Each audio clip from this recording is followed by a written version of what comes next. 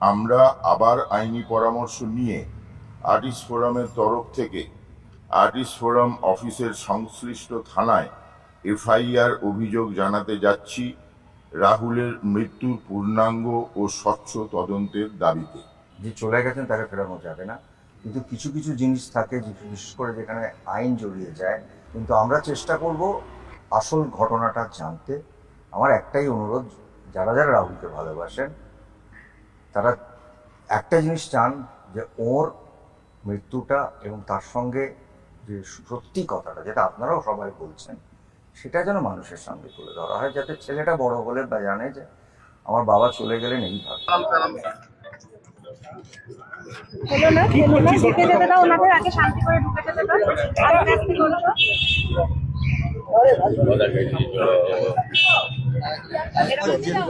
গতকাল রাত্রে আমরা আপনাদের জানিয়েছিলাম কি কারণে আমরা কি করতে চলেছি, আপনারা সবাই জানেন।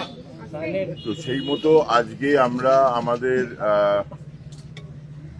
আমাদের অভিযোগ নিয়ে এখানে থানায় এসেছিলাম এবং আমরা এফআইআর লঞ্চ করেছি সুষ্ঠু তদন্তের দাবিতে। আমরা এফআইআর লঞ্চ করেছি, এফআইআর করা হয়ে গেছে। এফআইআর এর অফিসিয়াল কপি কিছুক্ষণের মধ্যেই অনলাইনে আপনারা পেয়ে যাবেন। আমাদের আজকের পদক্ষেপ এই ছিল। এর পরের পদক্ষেপ আমরা কি করব সেটা ডিসাইড করে আবার আপনাদের জানিয়ে দেবো। না না না, কোনো গড়িমসি করেননি। দেখলাম যেটা এত বড় একটা পাতা, সেটা পুরোটা লিখতে হয়।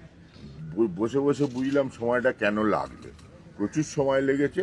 একদমই গড়িমসি ছিল না, ওই ফিল আপ করে তারপরে ওনারা দিলেন, সেটাতে একটু সময়টা লেগেছে, আর কোনো অসুবিধা নেই।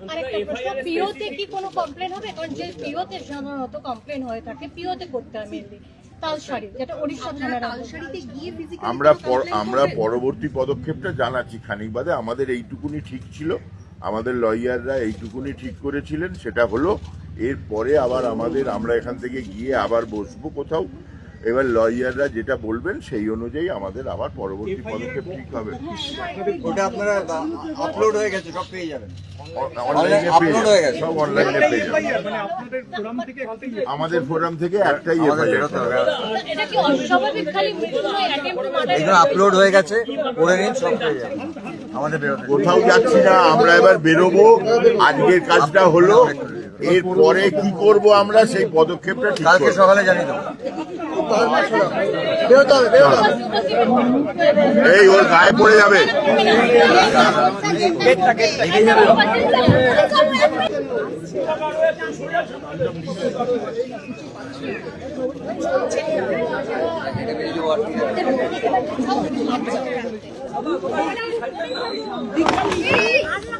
কারণ আছে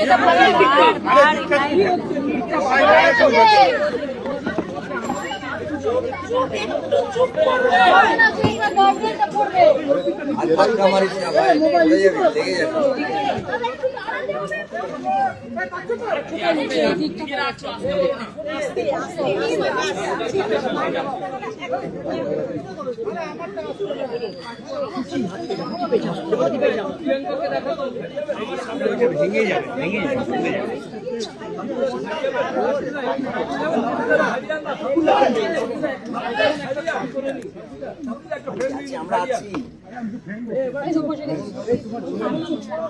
চলো চলো শান্তি বল,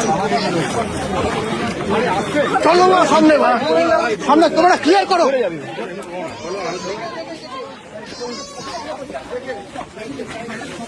আরে মাত্র সেটা কোন দিকে?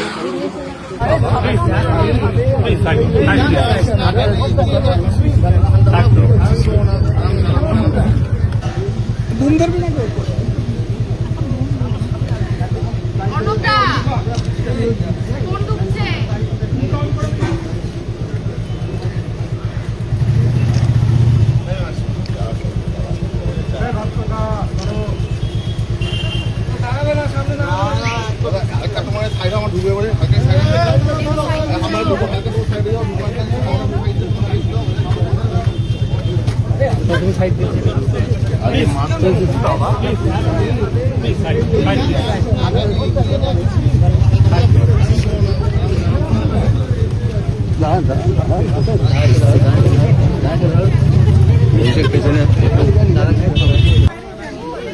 আমার লাগলোই না।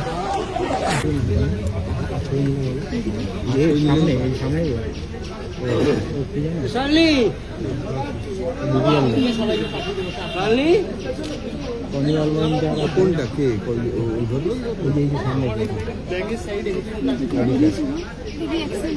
আমার ইয়ে কাছে আমরা দেখতে পাচ্ছি সেই ছবি। আমার 34 না, আমি 36। আমি বয়কট